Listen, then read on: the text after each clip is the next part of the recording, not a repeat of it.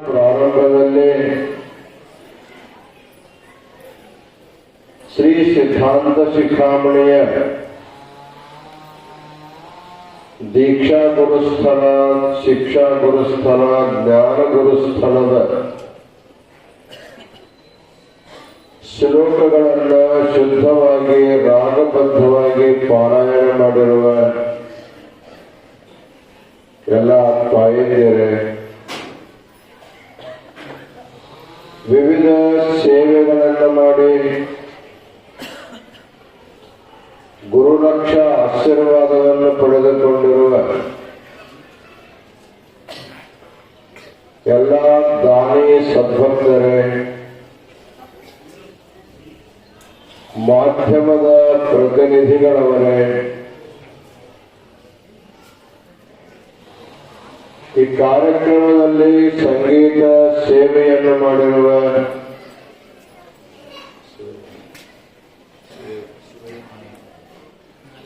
ಶಿವಯ್ಯ ಮಾಲಿಗೆ ಮಠರವರೇ, ಕಾಂಬಳೆಯವರೇ, ಇಷ್ಟು ಅಧಿಕ ಸಂಖ್ಯೆಯಲ್ಲಿ ಶ್ರವಣ ಮಾಡಲು ಬಂದಿರುವ ಸಮಸ್ತ ಸದ್ಭಕ್ತರೇ, ತಾಯಂದಿರೇ ಹಾಗೂ ಮುದ್ದು ಮಕ್ಕಳೇ,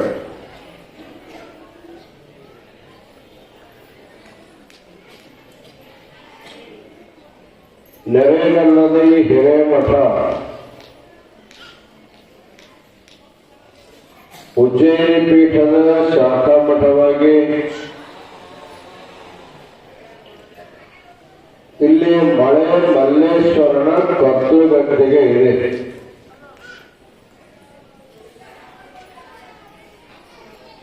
ಈ ಮಠದ ಪರಂಪರೆಯೊಳಗ ಈಗಾಗಲೇ ಅನೇಕ ಜನ ಶಿವಾಚಾರ್ಯರಾಗಿ ಹೋಗಿದ್ದಾರೆ. ಸದ್ಯದ ಶಟಸ್ಥಲ ಬ್ರಹ್ಮ ಮಲ್ಲಿಕಾರ್ಜುನ ಶಿವಾಚಾರ್ಯ ಸ್ವಾಮಿಗಳವರು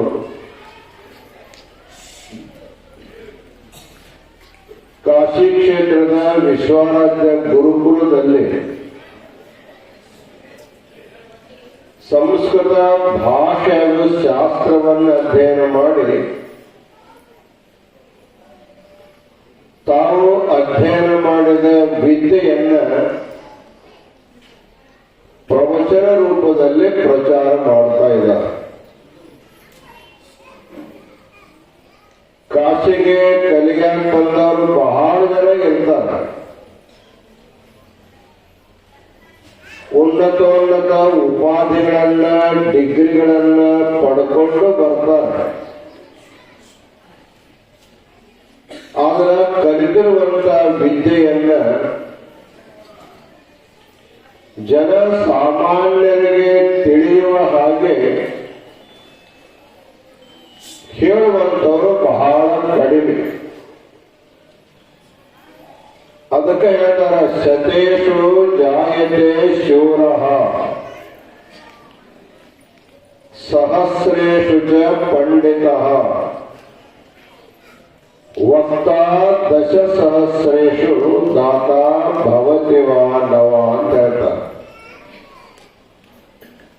100 ಮಂದಿಯಲ್ಲಿ ಒಬ್ಬ ಶೂರ ಇರ್ತಾನಂತ, 1000 ಮಂದಿಯಲ್ಲಿ ಒಬ್ಬ ಪಂಡಿತ ಸಿಗ್ತಾನೆ, 10,000 ಮಂದಿಯಲ್ಲಿ ನಮ್ಮ ಮಲ್ಲಿಕಾರ್ಜುನ ಶಿವಾಚಾರ್ಯ ಅಂತ ಪ್ರವಚನ ಮಾಡೋರು 10,000 ಕೊಂಬಿರ್ತಾರೆ. ಬಹಳ ಸೌಮ್ಯ ಸ್ವಭಾವದ ಸ್ವಾಮಿಗಳು. ಸಿದ್ಧರ ಬೆಟ್ಟದ ಶ್ರೀಗಳು ಅವ್ರ ಬಗ್ಗೆ ಹೇಳಿದ್ದಾರೆ. ಅವ್ರು ಹೇಗಂದ್ರೆ ತೀರ್ಥ ಕುಡಿದ್ರೆ ನೆಗಡಿ ಬರ್ತದೆ, ಉದ್ದಿನ ಗಡಿ ಬೆಳಗಿದ್ರೆ ಶೆಕೆ ಆಗ್ತೈತಾರೆ. ಅಷ್ಟು ಸೂಕ್ಷ್ಮ. ಉಳಿದ ಸಮಯದಲ್ಲಿ ಒಂದು ಮಾತು ಹೆಚ್ಚು ಮಾತಾಡಂಗಿಲ್ಲ, ಒಂದು ಮಾತು ಕಡಿಮೆ ಮಾತಾಡಂಗಿಲ್ಲ, ತೂಗಿ ಮಾತಾಡುವಂಥವ್ರು. ಆದ್ರೆ ಪ್ರವಚನಕ್ಕೆ ವೇದಿಕೆ ಮೇಲೆ ಕುಂಡ್ರಿಸಿದ್ರೆ ಒಂದು ತಾಸು ನಿಮಗೆಲ್ಲ ಸಾಕನ್ನುವಷ್ಟು ಸುರಿಮಳೆ ಹೊಡೆದಂಗೆ ನಿಮಗೆಲ್ಲ ಮಳೆ ಮಲ್ಲೇಶ್ವರ ನಿಮಗೆಲ್ಲ ಹೊಡಿತಾರೆ. ಗದಗ ಮಹಾನಗರದೊಳಗೆ ಇಲ್ಕಲ್ ನಗರದಲ್ಲಿ ಎಲ್ಲೆಲ್ಲಿ ಕಾಶಿ ಜಗದವರ ಆಶೀರ್ವಚನ ಆಗ್ತಾ ಇದ್ದು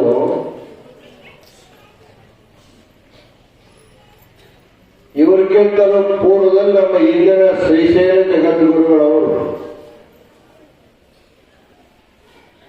ಅವರು ಸಿದ್ದರಾಮ ಶಿವಾಚಾರ್ಯ ಆಗಿದ್ರು. ಅವಾಗ ಅವರು ಪ್ರಾಸ್ತಾವಿಕ ಪ್ರವಚನ ಮಾಡ್ತಾ ಇದ್ದಾರೆ.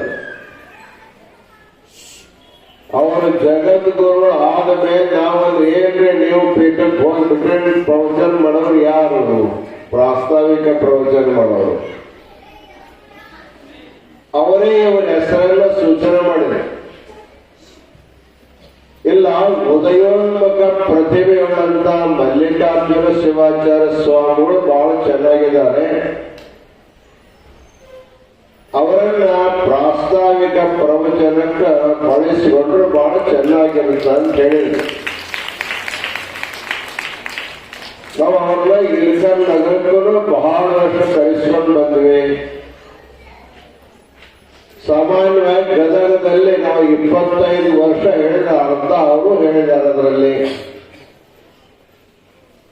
ಪ್ರಾಸ್ತಾವಿಕ ಪ್ರವಚನವನ್ನ ಮಾಡ್ತಾ ಈಗ ಪ್ರಮುಖ ಪ್ರವಚನಕಾರರಾಗಿಬಿಟ್ಟಿದ್ದಾರೆ. ಸಿದ್ಧಾಂತ ಶಿಖಾಮಣಿ ಮೇಲೆ ಪ್ರವಚನ ಮಾಡೋರು ಯಾರು ಅಂದ್ರೆ ಮೊಟ್ಟ ಮೊದಲ ಹೆಸರು ಬರೋದ್ರೆ ಮಲ್ಲಿಕಾರ್ಜುನ ಶಿವಾಚಾರ್ಯ. ಹಿಂದಿನ ಕಾಲದೊಳಗ ಕವಿಗಳು ಯಾರ್ಯಾರು ಎಷ್ಟು ಜನ ಶ್ರೇಷ್ಠ ಕವಿಗಳಿರ್ತಕ್ಕಂಥದ್ದನ್ನ ವಿದ್ವಾಂಸರು ಕುತ್ಕೊಂಡು ಚರ್ಚೆ ಮಾಡ್ತಾರೆ. ಆಗಿನ ಕಾಲದೊಳಗ ಕಾಳಿದಾಸ ಮುಂತಾದ ಕವಿಗಳಿದ್ರು. ನಾವು ಎಣಿಸ್ಬೇಕಾದ್ರೆ ಈ ಕೇರಳದಿಂದ ಎಣಿಸುವಂತ ಪದ 1, 2, 3, 4 ಎಣಿಸುವಂತ ಪದ್ಧತಿ ಅದು. ಅವಾಗ ಮೊದಲೇ ನಂಬರ್ ಯಾರು ಅಂದ್ಮೇಲೆ ಮೊದಲ ಕಾಳಿದಾಸ ಅಂತ ತಗೊಂಡ ಹೆಸರು. ಎರಡನೇದಕ್ಕೆ ಯಾರು ಹೆಸರ ಅದಕ್ಕೆ ಹೆಸರ ಅನಾಮಿಕ ಅಂತಿದ್ರ ಹೆಸರು. ಅನಾಮಿಕ ಅಂದ್ರೆ ಇದು ಹೆಸರೇ ಇಲ್ಲ, ಮುಂದೆ ಯಾರ ಹೆಸರು ಬರಲೇ ಇಲ್ಲ. ಹಾಗೆ ಇವತ್ತ ನಮ್ಮ ಶಿವಾಚಾರ್ಯ ಗುಂಪಿನೊಳಗ ಇವತ್ತ ಗುರುವರ್ಗದ ಮಠ ಇರ್ಬೋದು, ವಿರಕ್ತ ಪರಂಪರೆಯ ಮಠಗಳಲ್ಲಿನೂ ಕೂಡ ಶ್ರೀ ಸಿದ್ಧಾಂತ ಶಿಖಾಮಣಿಯ ಪ್ರವಚನವನ್ನು ಮಾಡಿರ್ತಕ್ಕಂಥ ಕೀರ್ತಿ ಯಾರಿಗೆ ಸಲ್ಲಬೇಕಪ್ಪ ಅಂದ್ರೆ ನಮ್ಮ ಮಲ್ಲಿಕಾರ್ಜುನ ಶಿವಾಚಾರ್ಯ ಸಲ್ತಾರೆ. ಹೊಸಪೇಟೆಯ ಲಿಂಗೈಕ್ಯ ಸಂಗನ ಬಸವ ಸ್ವಾಮಿಗಳು ಅವರು ಇವರನ್ನೇ ಕರೆಸಿ ಸಿದ್ಧಾಂತ ಶಿಖಾಮಣಿ ಪ್ರವಚನ ಹಚ್ತಾ ಇದೆ. ಒಟ್ಟಿನ ಮೇಲೆ ಶಿವಯೋಗಿ ಶಿವಾಚಾರ್ಯ ಬರೆದಿರುವಂತಹ ಸಿದ್ಧಾಂತ ಶಿಖಾಮಣಿ ಅದು ಒಂದು 28 ಶಿವಾನಮಗಳ ಸಾರ ಸರ್ವಸ್ವ. ಹಿಂದಿನ ಕಾಲದಲ್ಲಿ 4 ವೇದಗಳನ್ನ ಕಂಠ ಮಾಡುವಂತಹ ಪಂಡಿತರು ಇರ್ತಾ ಇದ್ದರು. 28 ಆಗಮಗಳನ್ನ ಅಭ್ಯಾಸ ಮಾಡುವಂಥವರು ಇರ್ತಾ ಇದ್ದರು. ಇವತ್ತು 4 ವೇದವನ್ನ ಓದೋರು 28 ಆಗಮಗಳನ್ನ ಅಭ್ಯಾಸ ಮಾಡೋದು ಸಿಗುವುದಿಲ್ಲ. ಆದ್ರೆ ಶಿವಯೋಗಿ ಶಿವಾಚಾರ್ಯರು ಆಲೋಕ್ಯ ಶೈವತಂತ್ರಾಣಿ ಕಾಮಿಕಾದ್ಯಾನಿ ಸಾಧನ ವಾತುಲಾಂತಾನಿ ಶೈವಾನಿ ಪುರಾಣಾನಿ ನಿಖಿಲಾನಿದ್ದು. ಈ ನಿಮ್ಮ ಕೈಯಾಗೇನು ಪುಸ್ತಕದಲ್ಲ ಶ್ರೀ ಸಿದ್ಧಾಂತ ಶಿಖಾಮಣಿ, ಇದು ನೋಡ್ಲಿಕ್ಕೆ ಸಣ್ಣ ಪುಸ್ತಕ. ಆದ್ರೆ ಇದ್ರೊಳಗೆ ಎಷ್ಟು ವಿದ್ಯಾ ಅಂತ ಕೇಳಿದ್ರೆ 4 ವೇದಗಳ ಸಾರ 28 ಶಿವಾಗಮಗಳ ಸಾರ. ಇಷ್ಟೇ ಅಲ್ಲ, ವ್ಯಾಸ ಮಹರ್ಷಿ ಬರೆದಿರುವಂತಹ 18 ಪುರಾಣಗಳಲ್ಲಿ ಎಷ್ಟು ಶಿವಪರ ಪುರಾಣವೆಲ್ಲವನ್ನು ಕೂಡ ಕ್ರೋಢೀಕರಿಸಿ ಒಂದೇ ಕಡೆ ತಂದಿಟ್ಟಂತವರು ಶಿವಯೋಗಿ ಶಿವಾಚಾರ್ಯ. ಅದಕ್ಕೆ ಯಾರ್ಯಾರು ನೀವು ಸಿದ್ಧಾಂತ ಶಿಖಾಮಣಿ ಪಾರಾಯಣ ಮಾಡ್ತೀರಿ, ಯಾರ್ಯಾರು ಅದನ್ನು ಕಲಿಕೆ ಅಪೇಕ್ಷೆ ಪಡ್ತಾರೆ, ನೀವೆಲ್ಲರೂ ಕೂಡ ವೇದ ಆಗಮ ಪಂಡಿತರಂತ ನಿಮಗೆಲ್ಲ ಮಾನ್ಯತರುವಂತ ಸಿಗುವಂತ. ಅದಕ್ಕೆ ಈ ಗ್ರಂಥ ಇದೊಂದು ಪ್ರಾಸಾದಿಕ ಗ್ರಂಥ ಅಂತ ಕರೆಸ್ಕೊಳ್ಳೋದು. ಪ್ರಾಸಾದಿಕ ಗ್ರಂಥ ಅಂದ್ರೆ ಏನು? ಇದನ್ನು ಯಾರು ಓದ್ತಾರೋ, ಯಾರು ಓದಲಿಕ್ಕೆ ಪ್ರೇರಣೆ ಕೊಡ್ತಾರೋ, ಯಾರು ಹೇಳ್ತಾರೋ, ಯಾರು ಹೇಳಿಸ್ತಾರೋ, ಯಾರು ಬರೀತಾರೋ, ಯಾರು ಬರೆಸ್ತಾರೋ, ಹಿಂದಿನ ಕಾಲ ಕೈಬರ ಇದ್ದು, ಈಗ ಯಾರು ಮುದ್ರಣ ಮಾಡ್ತಾರೋ, ಯಾರು ಮುದ್ರಣ ಮಾಡಿಸ್ತಾರೋ ಅವರೆಲ್ಲರಿಗೂ ಏನು ಸಿಗುತ್ತಂತ ಕೇಳಿದ್ರೆ, ಎಷ್ಟು ದಿವಸ ಅವರು ಭೂಮಿ ಮೇಲೆ ಬದುಕೊಂಡಿರ್ತಾರೆ ಅಷ್ಟು ದಿವಸಕ್ಕೆ ಎಲ್ಲಾ ಭೋಗ ಭಾಗ್ಯಗಳು ಸಿಗ್ತವೆ. ಅಷ್ಟೇ ಅಲ್ಲ, ದೇಹ ತ್ಯಾಗ ಮಾಡಿದ ಮೇಲೆ ಕೈವಲ್ಯ ಪದವಿ ಮೋಕ್ಷ ಅನ್ನುವಂತಹದ್ದು ಪ್ರಾಪ್ತಿಯಾಗ್ತದೆ. ಈಗ ಇಹಲೋಕದ ಭೋಗ ಭಾಗ್ಯಗಳನ್ನ ಕೊನೆಗೆ ಲಿಂಗಾಂಗ ಸಾಮರಸ್ಯ ರೂಪವಾದ ಸದ್ಗತಿಯನ್ನು ಅನುಗ್ರಹ ಮಾಡತಕ್ಕಂತ ಪ್ರಾಸಾದಿಕ ಗ್ರಂಥವೇ ಶ್ರೀ ಸಿದ್ಧಾಂತ ಶಿಖಾಮಣಿ. ಕೆಲವು ಜನರು ಹೇಳ್ತಾರೆ, ಏನ್ ಅದನ್ನು ಕೇಳಿ ಅದನ್ನು ಹೇಳಕ್ ಕೇಳೋರು ಯಾರು? ಹೇಳೋರು ಸರಿಯಾಗಿದ್ರೆ ಕೇಳೋರು ಬೇಕಾದಷ್ಟು ಮಂದಿ ಬಂದೇ ಬರ್ತಾರೆ. ಇವತ್ತು ಜಾಗ ಹಿಡಿಲಾರ್ದಷ್ಟು ನೀವೆಲ್ಲ ಕುಂತೀರಿ ಅಂದ್ರೆ ನೀವೆಲ್ಲ ಸಿದ್ಧಾಂತ ಶಿಖಾಮಣಿ ಕೇಳಿದವರು, ಕೇಳಕ ಕುಂತವ್ರು. ಅದಕ್ಕೆ ಕೇಳುವಂಥವರ ವ್ಯಕ್ತಿತ್ವವನ್ನ ಎತ್ತರಿಸ್ಬೇಕು ಹೇಳೋರು. ಬರೀ ಸುಮ್ಮನೆ ಕಾಗೆ ಗುಂಬೆ ಕಥೆ ಹೇಳಿ ನಗಿಸ್ಬಿಟ್ರೆ ನಗಿಸಿ ಉಂಟು ಹೋಗ್ಬಿಡ್ತಾರ. ಆದ್ರೆ ಅವರ ಬುದ್ಧಿಮಂತವನ್ನು ಎಚ್ಚರಿಸಿ ಎತ್ತರ ಮಾಡಿ ಉನ್ನತ ಮಟ್ಟದ ವಿಚಾರಗಳನ್ನು, ಅಂಗ ಅಂದ್ರೆ ಏನು, ಲಿಂಗ ಅಂದ್ರೆ ಏನು, ಲಿಂಗ ಅಂಗಗಳ ಸಾಮರಸ್ಯ ಅಂದ್ರೆ ಏನನ್ನೋದು ಮೊದಲು ಕೇಳಿದವರಿಗೆ ಕಷ್ಟ ಅನಿಸ್ತದ. ಅದು ದಿನಾನು ಕೇಳ್ತಾ ಹೋದ್ರೆ ಅವೆಲ್ಲ ಇವಾಗ ಅಭ್ಯಾಸ ಆಗ್ತವೆ, ಅವು ತಿಳಿತಾ ಹೋಗ್ತದೆ. ಹಾಗೆ ಕಳೆದ 20 ವರ್ಷಗಳಿಂದ ನಿರಂತರವಾಗಿ ಯಾವುದೇ ಬೇರೆ ಪುರಾಣಗಳಿಗೆ ಹೆಚ್ಚು ಮಹತ್ವವನ್ನು ಕೊಡಲಾರ್ದರೆ ಶ್ರೀ ಸಿದ್ಧಾಂತ ಶಿಖಾಮಣಿ ಅಂದ್ರೆ ಬೇರೆ ಯಾರದು ಪುರಾಣ ಅಲ್ಲದು, ಹೇಳೋರ್ದು ಕೇಳೋರ್ದೇ ಪುರಾಣ.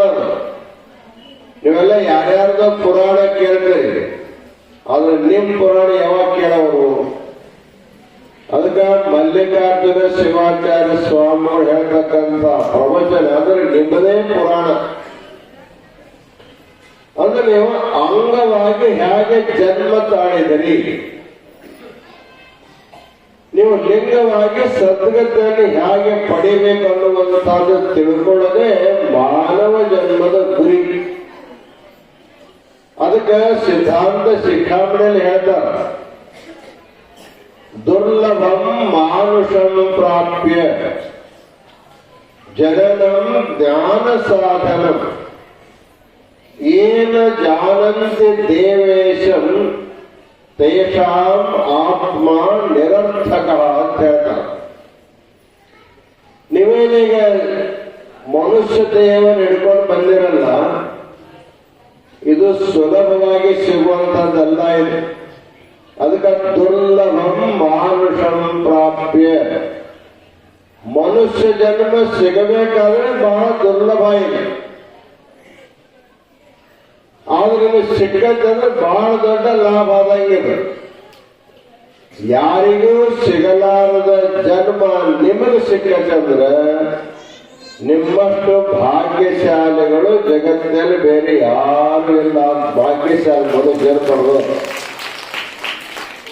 ಬರ ಮನುಷ್ಯನ ಹುಟ್ಟಿದ್ರೆ ಭಾಗ್ಯಶಾಲಿ ಆಗಂಗಿಲ್ಲ. ಪೂರ ಮನುಷ್ಯ ಹುಡ್ತಾರ ಬಹಳ ಜನರು ಏನ್ ಮಾಡ್ತಾರೆ, ಆಹಾರ ನಿದ್ರಾ ಭಯ ಮೈಥುನಂಜ ಸಾಮಾನ್ಯ ಮೇತತ್ ಪಶುಭಿನ್ನರಾಣ ಧರ್ಮೋ ಹಿ ತೇಷಾಂ ಅಧಿಕೋ ವಿಶೇಷ ಧರ್ಮೇಣ ಹೀನ ಪಶುಭಿಸ್ ಸಮಾನ ಅಂತ ಹೇಳ್ತಾರೆ. ಏನೋ ಭಗವಂತನ ಕೃಪೆಯಿಂದ ಮನುಷ್ಯ ಜನ್ಮ ಸಿಕ್ಕ ಮಾತ್ರಕ್ಕೆ ನಾವು ಮುಗಿತನಂತ ಅರ್ಥಲ್ಲ. ಅದರ ಸಾರ್ಥಕ ಮಾಡ್ಕೋಬೇಕಾದ್ರೆ ಬಹಳಷ್ಟು ಮನುಷ್ಯರು ಉಂಡು ಉಂಟು ನಿದ್ದೆ ಮಾಡಿ ಸತ್ತವ್ರು ಬಹಳ ಮಂದಿ ಇರ್ತಾರೆ. ಆದರೆ ಇಂಥ ಮಠ ಮಂದಿರಗಳಲ್ಲಿ ಹೋಗಿ ಎಲ್ಲೆಲ್ಲಿ ಸತ್ಸಂಗ ನಡೀತಾವ ಅಲ್ಲಿ ಕುತ್ಕೊಂಡು ಶ್ರದ್ಧೆಯಿಂದ ಶ್ರವಣ ಮಾಡಿ ಅದಕ್ಕೆ ಗುರುವಿನ 3 ರೂಪವನ್ನು ಎಲ್ಲ ಹೇಳಿರಿ. ಗುರುವಾದವನು ತನ್ನ ಸಮೀಪಕ್ಕೆ ಬಂದಂತ ಶಿಷ್ಯನಿಗೆ ಮೊಟ್ಟ ಮೊದಲು ದೀಕ್ಷಾ ಕೊಡ್ತಾನೆ. ಅವಾಗ ಅವ ದೀಕ್ಷಾ ಗುರು ಅಂತ ಕರೆಸಿಕೊಳ್ತಾನೆ.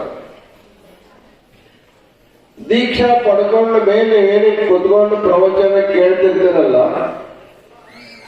ಕೇಳೋ ಕಾಲಕ್ಕೆ ಏನಾದರೂ ಮನಸ್ಸಲ್ಲಿ ಸಂಶಯಗಳು ಬರ್ತಾವ, ಸಂದೇಹಗಳು ಬರ್ತಾವ. ಅವಾಗ ನೀವು ಬಂದು ಗುರುಗಳು ಕೇಳ್ತಾರೆ, ನಿನ್ನೆ ಹೀಗೆ ಪ್ರವಚನ ಮಾಡಿದ್ರಿ, ಅದಕ್ಕೊಂದು ನಮ್ಮ ಶಬ್ದ ತಿಳಿದಿಲ್ಲ, ಅದನ್ನು ತಿಳಿಸ್ಕೊಡ್ಬೇಕಂತ ತಿಳ್ಕೊಂಡು ನೀವೇನಾದರೂ ಪ್ರಶ್ನೆಗಳನ್ನು ತೆಗೆದುಕೊಂಡು ಬಂದಾಗ ನಿಮ್ಮನ್ನು ಕೂಡಿಸಿ ಆ ಪ್ರಶ್ನೆಯನ್ನ ವಿಶ್ಲೇಷಣೆ ಮಾಡಿ ಅದಕ್ಕೆ ಸರಿಯಾಗಿ ಉತ್ತರವನ್ನು ಯಾವಾಗ ಕೊಡ್ತಾರೆ ಅವಾಗ ಅವರು ಶಿಕ್ಷಾ ಗುರು ಅಂತ ಕರೆಸಿಕೊಳ್ತಾರೆ. ಇದಾದ ಮೇಲೆ ಇದು ಸಾಮಾನ್ಯವಾಗಿ ಬೋಧಕ ನಡೀತಾ ಇರುವ ಕಾಲಕ್ಕೆ ನಿಜವಾಗಿರುವಂತ ಜ್ಞಾನ ಅಂದ್ರೆ ಯಾವುದು ಅಂದ್ರೆ ಶಿವಾತ್ಮಕಮಿದಂ ಸರ್ವಂ ಶಿವಾದ ಅನ್ಯಂನ ವಿದ್ಯತೆ ಶಿವೋಹಮಿತಿಯ ಬುದ್ಧಿ ತದೇವ ಜ್ಞಾನಮುತ್ತಮ.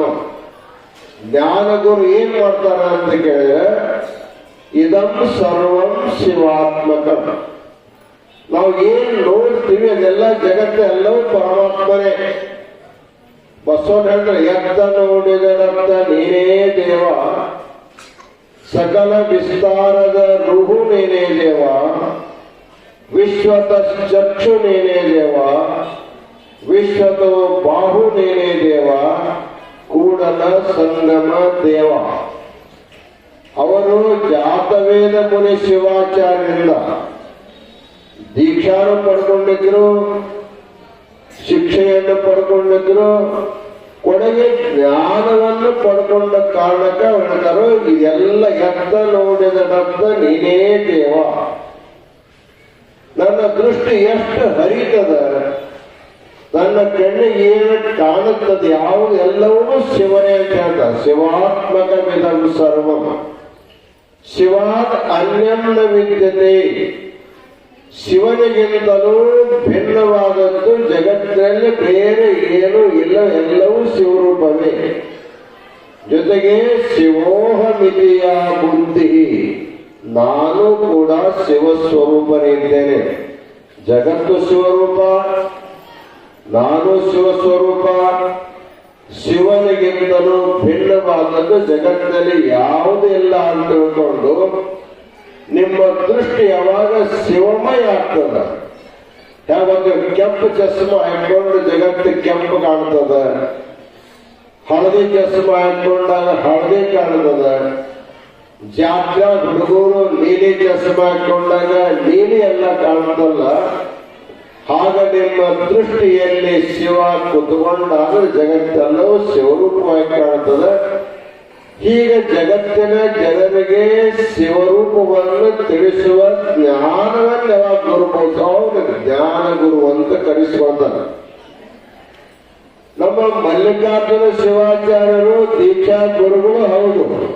ನಿಮ್ಗೆಲ್ಲ ದೀಕ್ಷಾನು ಮಾಡ್ತಾರ ಅವರು. ನೀವೇನಾದ್ರೂ ಪ್ರಶ್ನೆ ಕೇಳಿದ್ರೆ ಸರಿಯಾಗಿ ಉತ್ತರ ಕೊಡ್ತಾರ ಶಿಕ್ಷಾ ಗುರುನು ಹೌದು. ಜೊತೆಗೆ ಸಿದ್ಧಾಂತ ಶಿಖಾಮಣಿಯನ್ನ ಪಾರಾಯಣ ಮಾಡಿಸಿ ಪ್ರವಚನ ಮಾಡುವುದರ ಮೂಲಕ ನಿಮಗ ನಿಜವಾದ ಜ್ಞಾನವನ್ನ ಮಾಡಿಕೊಡೋದಕ್ಕೆ ಜ್ಞಾನ ಗುರುನು ಕೂಡ ಹೌದು. ಅದಕ್ಕೆ ಶಿಕ್ಷಾ ಗುರು, ದೀಕ್ಷಾ ಗುರು, ಜ್ಞಾನ ಗುರು ಬೇರೆ ಹೋಗೋಕ್ ಬೇಕಾಗಿಲ್ಲ. ನಿಮಗೆ ಎಲ್ಲಾ ಮೂರು ರೂಪಗಳನ್ನು ಒಂದ್ ಕಡೆ ನೋಡ್ಬೇಕು ಅಂದ್ರೆ ಮಲ್ಲಿಕಾರ್ಜುನ ಶಿವಾಚಾರ್ಯ ನೋಡಿದ್ರೆ. ಇವತ್ತು ಸಿದ್ಧಾಂತ ಶಿಖಾಮಣಿಯನ್ನ ಬಹಳ ಹಿಂದಿನ ಕಾಲದೊಳಗ ಪೀಠಾಚಾರ್ಯರು ಪಾರಾಯಣ ಮಾಡ್ತಾ ಇದ್ದಾರೆ. ಕೆಲವೊಂದು ಶಿವಾಚಾರ್ಯ ಅವರನ್ನ ಪೂಜಾ ಕಾಲದಲ್ಲಿ 20 ರೂಪಾಯಿ ಪಾರಾಯಣ ಮಾಡ್ತಾ ಇದ್ದಾರೆ.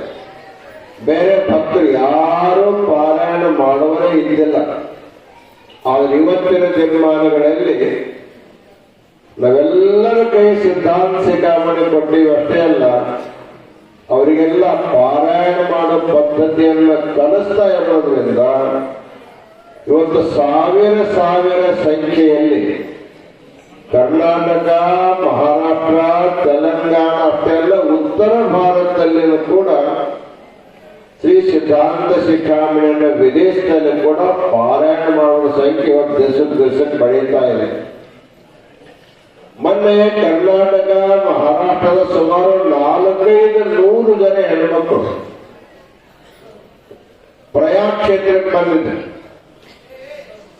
ಹೋದ ವರ್ಷ ಮಹಾಕುಂಭಾಗಿ ಪ್ರಯಾಗದ ಪ್ರಸಿದ್ಧಿ ಎಷ್ಟಾಯ್ತು ಅಂತ ಕೇಳಿದ್ರೆ ಜಗತ್ತಿನ ತುಂಬೆಲ್ಲ ಪ್ರಯಾಗ ಅಂತಿದ್ರೆ ಎಲ್ಲರೂ. ಪ್ರಯಾಗದಲ್ಲಿ ಗಂಗಾ, ಯಮುನಾ, ಸರಸ್ವತಿಗಳ ಸಂಗಮ ಇದೆ. ಅದು ಬಹಳ ದೊಡ್ಡ ಪವಿತ್ರವಾದ ಸ್ಥಾನ ಅದು. ಅದಕ್ಕೆ ನಾವು ಪಾರಾಯಣ ಮಾಡ್ತಕ್ಕಂಥ ಹೆಣ್ಮಕ್ಕಳಿಗೆ ನೀವು ಪ್ರಯಾಣಕ್ಕೆ ಬಂದು ಪಾರಾಯಣ ಮಾಡಿ ಅಂತ ಹೇಳಿದ್ರೆ ಸುಮಾರು 400-500 ಜನ ಹೆಣ್ಮಕ್ಕಳು ಬಂದು ಗಂಗಾನಯ ದಂಡೊಳಗೆ ನಮ್ಮ ಜೊತೆ ಕುಂತುಕೊಂಡು ಒಂದು ದಿವಸದಲ್ಲಿ ಪೂರ ಪಾರಾಯಣ ಮಾಡಿ ಮುಗಿಸಿದ ಗ್ರಂಥವನ್ನು. ಈಗ ಇವತ್ತ ಹೆಣ್ಣುಮಕ್ಕಳ ಕೈಯಾಗೆ ನಾವು ಗ್ರಂಥ ಕೊಟ್ಟಿರೋದು ಅದು ಬಹಳ ಪ್ರಚಾರವಾಗಿ ಬೆಳೀತಾ ಇದೆ. ಪ್ರಯಾಗ ಕ್ಷೇತ್ರದಲ್ಲಿ ನಮ್ಮ ಹೆಣ್ಮಕ್ಕಳು ನದಿ ದಂಡೆ ಮೇಲೆ ಕುಂತುಕೊಂಡು ಪಾರಾಯಣ ಮಾಡುವುದನ್ನು ನೋಡಿ ಆ ಉತ್ತರ ಭಾರತದ ಹೆಣ್ಮಕ್ಕಳನ್ನು ನಾವು ಯಾಕೆ ಮಾಡಬಾರದು ಅಂತ ಕೇಳಿದ್ರು. ನಿಮ್ಗೆ ಯಾರು ಕಾರಣ ಮಾಡ್ಲಿಕ್ಕೆ?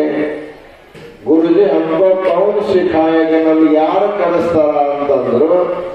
ಆಗಿದ್ದಾಗ ಕಲಿಸೋರು ಸಂಪರ್ಕ ಮಾಡಿ ಇವತ್ತು ಪ್ರಯಾಗದ ಹೆಣ್ಮಕ್ಳು ಕೂಡ ಅಲ್ಲೇ ಕುತ್ಕೊಂಡು ಕಲಿ ಇವ್ರು ಕಲಿಸೋರು ಇಲ್ಲೇ ಕುತ್ಕೊಂಡು ಕಲಿಸ್ತಾರೆ. ಹಿಂದಿನ ಕಾಲದಲ್ಲಿ ಕಲಿಬೇಕಂದ್ರೆ ಗುರುವಿನ ಕುಂದು ಕಲಿಯುವಂತ ಕಾಲ ಇತ್ತು. ಇವತ್ತು ಗುರು ಯಾವುದೇ ಊರಾಗಿರ್ತಾನ, ಶಿಷ್ಯ ಯಾವುದೇ ಊರಿಗಿದ್ದು ಕೂಡ ಕಲಿಯುವಂತ ವ್ಯವಸ್ಥೆ, ತಂತ್ರಜ್ಞಾನ ವ್ಯವಸ್ಥೆ ಇರೋದ್ರಿಂದ ನೀವೆಲ್ಲರೂ ಕೂಡ ಸ್ವಾಮೀಜಿಯವ್ರ ವ್ಯವಸ್ಥೆ ಮಾಡಿಕೊಡ್ತೇವೆ. ಕಲಿಸುವಂತ ಹೆಣ್ಮಕ್ಳೇ ಇದ್ದಾರೆ. ನಿಮ್ಮ ಮನೆ ಕೂತ್ಕೊಂಡು ನೀವು ಕಲಿಬಹುದು, ಅಲ್ಲಿ ಕೂತ್ಕೊಂಡು ಕಲಿಸ್ತಾರೆ. ಇವತ್ತು ಒಂದು 50 ಮಂದಿ ನೀವು ಕಲ್ತವ್ರು ಕಾಣ್ತಾ ಇದ್ದೇನೆ. ಅಕಸ್ಮಾತ್ ಮುಂದಿನ ದಿನಮಾನಗಳಲ್ಲಿ ಜಗತ್ತು ನಿಮ್ ನೆರೆಗಲ್ಲಿ ಬಂದ್ರೆ ಇಲ್ಲಿ ಎಷ್ಟು ಮಂದಿ ಕುಂದ್ರೆ ಎಲ್ಲಾರ ಕೈ ಪುಸ್ತಕ ಇರಬೇಕು, ಎಲ್ಲಾರು ಪಾರಾಯಣ ಮಾಡತಕ್ಕಂತ ಒಂದು ವ್ಯವಸ್ಥೆಯನ್ನು ನೋಡುವಂತ ಒಂದು ಪ್ರಸಂಗ ಇಲ್ಲಿ ಬರಬೇಕನ್ನುವಂತ ಮಾತನ್ನ ಇವತ್ತು ಹೇಳ್ಕೊಂಡು ಬರ್ತಾ ಇದ್ದೇವೆ. ಇವತ್ತಿನ ಈ ಧರ್ಮಸಭೆಯೊಳಗೆ 2 ಅಮೂಲ್ಯವಾದ ಗ್ರಂಥಗಳನ್ನ ವಿಮೋಚನೆ ಮಾಡಿಸಿ. ಒಂದೇದು ಕಾಶಿನಾಥ್ ಸಾಲೇಮಠರವರು ಕಾಶಿನಾಥನ ಕಾಶಿ ಯಾತ್ರೆ ಅನ್ನುವಂತ ಒಂದು ಸಣ್ಣ ಪುಸ್ತಕವನ್ನು ಬರೆದಿದ್ದಾರೆ. ಮೊದಲಿಗೆ ನಾವು ಯಾತ್ರೆಯನ್ನು